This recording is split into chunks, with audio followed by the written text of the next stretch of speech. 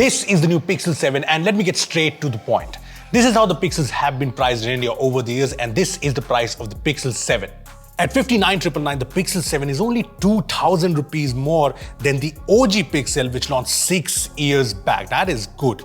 That's not all though, you can actually get the Pixel 7 under 50,000 rupees using different bank discounts. Yes, 47k for the Pixel 7. So is this like the big return of Pixel flagships in India? The return of the king? Or is it another one of failed attempts from Google? See, I think this, the Pixel 7, is Google's best Pixel phone aimed at India and that's mostly due to the price. Now let me tell you straight away that this is not the phone to get for cutting edge specs or features and I'm okay with that approach except for one area. Take for example the display. It's a 90Hz OLED in a time when most Android flagships in this price segment either have 120Hz AMOLEDs or 120Hz LTPO AMOLEDs. So this feels like a letdown at least in terms of specs, but is it a big issue? If you ask me, it's not. This is a display that looks very good, very vibrant and sharp, it is fairly smooth and responsive, and it is bright enough to be visible outdoors. It also supports HDR streaming in apps like Netflix, YouTube, Prime Video, and combine that with the stereo speaker setup that is fairly loud and clean, and you get a good device for watching movies and shows. And yeah, I also like this 6.3-inch screen size. I mean, there are no compact Pixel phones anymore, but I find this size way more handy when compared to the Pro model. It also has a flat screen design unlike the Pro, which I personally prefer. Plus, I like that it takes the Pixel 6 design and makes it slightly more compact. The screen is 0.1 inch smaller, it is 10 grams lighter, 0.2 inches thinner, and I think this aluminum camera bar that now merges with the frame adds to the whole premium vibe. See, I like the Pixel 6 design because it did not look like anything on the market, and that is why I also like the Pixel 7 design. I mean, you look at it and you know that this is a Pixel phone. And there are no compromises. IP68 water and dust resistance, check. Wireless charging, check. Fast USB-C 3.2 port, check. There is one strange thing though, when the screen is off and you look closely at the screen in direct sunlight, you can see some of the internal components under the display. It's not a problem if you ask me because you really have to look for it, but it is a bit weird. The 7 also fixes some of the issues I had with the 6. The 6 was panned for its slow fingerprint scanner, so it's nice to see that the one on the Pixel 7 feels a bit faster. Also remember the Pixel 6a issue where the fingerprint scanner was working with pretty much everyone in our office? Well, that's been fixed. There's also Face Unlock finally on the Pixel and it works very well, although I would have liked an option to skip the home screen once Face Unlock works. Right now it works like on the iPhone, you have to swipe up. Another example of the Pixel 7 not bringing the cutting edge specs is in the chipset. I feel Google introduced the Tensor chipset just to make sure that it does not get dragged into the whole chipset rat race anymore, and you feel the same with the Tensor G2. The G2 does bring higher clock cores, a newer GPU and a more advanced NPU for all the AI capabilities, but essentially at its core it's the same as last year's Tensor chipset. There were rumors that this is a 4nm chipset, but Google recently confirmed that it's built using the 5nm architecture. This shows in the benchmarks as the scores are pretty much the same. Now it does beat the Tensor G1 in AI benchmarks, but if you care about CPU and GPU benchmarks, it's clear that the Tensor G2 is not competing with the flagship chipsets out there. In fact, it also has most of the traits you expect from a chipset made on Samsung's 5nm architecture. The Pixel 7 gets warm a lot of the times. It obviously goes warm and a little bit hot when running a benchmark test, but it also gets a little bit warm when doing something as simple as installing a number of apps or installing an update. Plus, the phone does throttle in the CPU throttling test app. I wouldn't call this a deal breaker because the phone never overheats and I did not notice the phone slow down for me in day-to-day usage. Even games don't have any issues, they run fairly smoothly, and unlike iPhones, there's no screen dimming here as well. But yeah, this does put a little bit of doubt in my head when it comes to long-term performance, especially if you're someone who games a lot. But I don't have a doubt is on the cameras and the software. See, Google's take on Android is expected to be the best, and it is.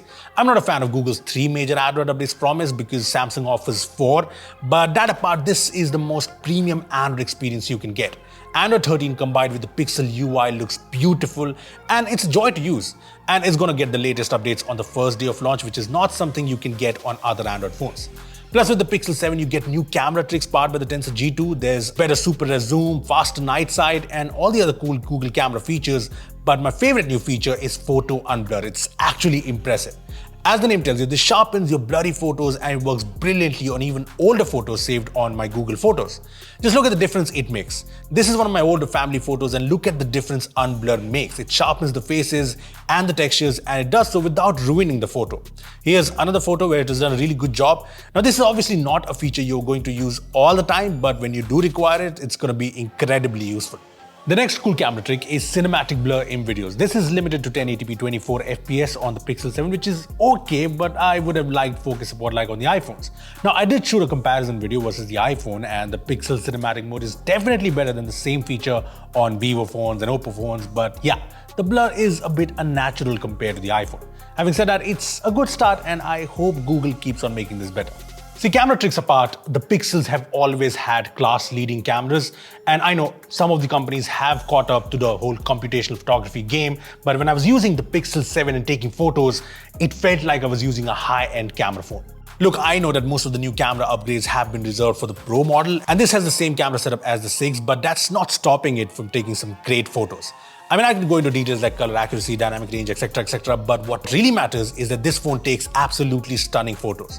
No matter what the situation is, the Pixel 7 delivers a very crisp and nice photo, and a lot of times the viewfinder will leave you unimpressed only for the phone's processing to make up for it.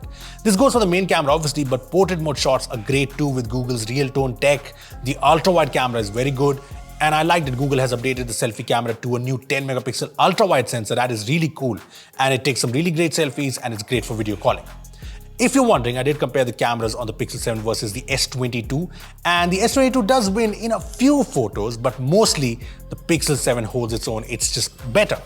Video recording seems better too. Here's a comparison video between the Pixel 7 and the top-end iPhone 14 Pro Max. And see how close both the phones are in terms of video quality and stability. Yeah, it's awesome. Even in daytime, things were pretty close. Honestly, I'm loving this because we have been wanting Google to take videos more seriously. I also like that the Pixel 7 shoots 4K 60 FPS videos from all of its cameras, and I like that you can switch lenses when shooting in 4K 60 FPS. Moving to the last bits of this review, there's obviously the battery life. See, I was honestly doubtful because the Pixel 7's battery is actually 300 mAh smaller than on the Pixel 6, but the battery life for me has been good. The Pixel's battery page now shows screen on time for the past 24 hours, but when I manually checked and calculated, my screen on time on most occasions was around 5.5 to 6 hours, which I think is good. The charging is not crazy fast. There's obviously no charger in the box, and it supports up to 30-watt fast charging. Now, with a fast USB PD charger, the phone took 1 hour 32 minutes to go from 10 to 100%. The Pixel 7 has all the other basics. There's carrier aggregation support, there's 5G support, including all of the Indian 5G bands, and the 5G option hasn't been enabled yet, but that will be soon via an update. Anyway, let's conclude things. Let's get back to the original question. Is this like the big return of Pixel flagships in India? The answer is yes. This is Google's best attempt to win the Indian smartphone market. The Pixel 7 brings the flagship Pixel experience at a price that's not crazy. This in itself is a win. This and the fact that Google plans to make phones in India shows that they want to be competitive in the Indian market, which is great.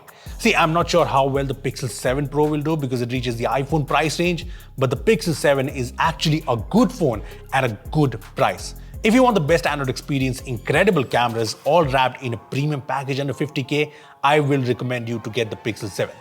There's just one caution though, and it's an important one. If you're someone who games a lot on their phones, there are better 8 Plus Gen 1 phones that you should go for. See, I will keep using the Pixel 7 as my primary phone over the next few days, next few weeks, because this is a phone I actually like. So if you have any questions that we might have missed out on in the video, comment down below and I'll answer them as we go. And give this video a like if you enjoyed our review, share this video with people who are looking to buy the Pixel 7, and yeah, subscribe to our channel for more amazing tech videos. Thanks for watching. I'll see you in the next one, and hit that cute little bell icon. Thanks for watching. See you in the next one. Thanks for watching. See you in the next one. 3 Windows key shortcuts that'll make your life super easy. Windows plus comma. You can use